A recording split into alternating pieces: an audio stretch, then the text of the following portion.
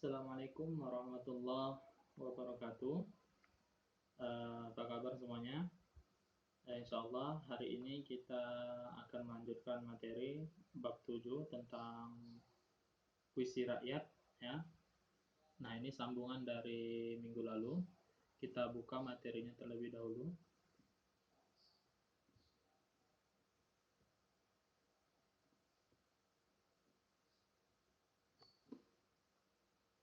Nah, ini tentang puisi rakyat kelas 7 semester 2. Nah, ini definisinya ya. Jenis puisi yang lahir dari tradisi masyarakat tertentu, berisi nilai-nilai budaya warisan leluhur dari masyarakat tersebut, dan disebut juga puisi lama karena puisi rakyat ini sudah ada sejak lama dan puisinya terikat ya, terikat oleh aturan baik dari suku kata ya. Kata suku kata itu misalnya kata jendela, jendela, ada 3 suku kata ya. Nah, kata, baris, bait, dan rima. Nah, ini jadi puisi rakyat ini tidak bisa dibuat sembarangan. Jadi ada aturan-aturan tertentu yang harus kita perhatikan. Jenis-jenis puisi ada 3, pantun, gurindam, dan syair. Nah, kemarin kita sudah bahas ciri-cirinya, yaitu pantun, gurindam, dan syair. Nah, ini ada contoh pantun. Ya, jikalau tuan tajuk cendana, ambil gantang sukatkan padi. Jikalau tuan bijak bijaksana, binatang apa bertanduk di kaki. Nah, ini adalah contoh pantun teka-teki. Nah, coba tebak binatang apa bertanduk di kaki, yaitu ayam. Nah, gurindam kita juga sudah bahas di materi sebelumnya minggu lalu. Ada 2 baris, contoh. Apabila dengki sudah merasuki hati, tak akan pernah hilang hingga nanti. Hanya 2 baris. Ya. Syair ini lebih panjang sedikit dari pantun, ya suku katanya. Ini contoh. Hidup ini ada 2 jalan, semuanya menjanjikan kesenangan. Tinggal kita yang menentukan kemana haluan hendak diarahkan. Nah, ini persamaan. Nah, sekarang kita bahas persamaan minggu ini ya. Persamaan pantun, gurindam, dan syair. Sama-sama puisi rakyat, terikat oleh aturan penulisan, dan memiliki rima atau persamaan bunyi. Ya, jadi rimanya ada yang ABAB, ada yang AAAA, dan ada yang AB, AA. Ya, maksudnya AA, BB. Ya. Yang selanjutnya adalah memiliki irama, terutama pada syair. Nah, kalau di masyarakat Ketapang dikenal dengan syair begulung, ya, atau di Pontianak itu sendiri dikenal dengan tundang atau pantun berdendang. Memiliki atau mengandung pesan makna. Ada pesan atau makna yang terkandung dalam setiap bait, setiap syair, pantun, dan gurindam. Ya, jadi tidak bisa dibuat sembarangan, ya harus memiliki pesan atau makna tersendiri. Terdiri dari bait-bait menggunakan bahasa kiasan. Bahasa kiasan ini adalah bahasa yang disampaikan tidak dengan sebenarnya, ya, seperti majas. Nah, contoh daun melambai-lambai, ya, ini kiasan. Atau senja, matahari mulai tenggelam. Mataharinya sebenarnya tidak tenggelam, tetapi diibaratkan mataharinya mulai tenggelam. Itu bahasa kiasan. Nah, jenis-jenis pantun ada 10. Pantun perkenalan, berkasih-kasihan, perceraian atau perpisahan, pantun berduka, dan pantun yang keempat pantun berduka cita, yang kelima pantun bersuka cita. Yang keenam ada pantun nasihat. Nah, ini pantun yang sering kita temui, yang sering kita jumpai ya. Pantun nasihat banyak contoh ya. Ada pantun adat, ya, pantun agama. Nah, ini juga contohnya pantun agama itu barang siapa yang tidak sholat maka tidak akan selamat, misalnya contoh ya, contoh itu pantun agama. Ya, barang siapa yang tidak menunaikan zakat, ya, barang siapa yang ingin naik haji, nah itu pantun agama. Yang 9 pantun jenaka. Jenaka ini humoris, bersifat lucu-lucuan, ya, sifatnya untuk menghibur semata. ya, yang bisa membuat orang tertawa, ya, riang gembira. Dan yang terakhir adalah pantun teka-teki. Contohnya tadi, binatang apa yang bertanduk di kaki? Itu pantun teka-teki. Ya, ini permainan. Nah, kita bahas pantun berdasarkan tema atau isi, ada 10 jenisnya. Nah, sekarang kita bahas perbedaan jenis-jenis pantun berdasarkan struktur.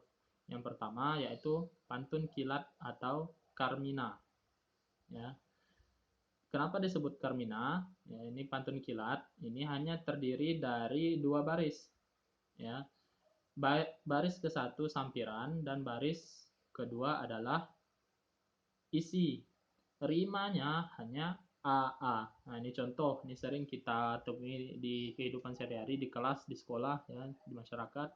Kura-kura dalam perahu, pura-pura tidak tahu. Nah, itu pantun kilat. Sudah gaharu cendana pula, sudah tahu bertanya pula.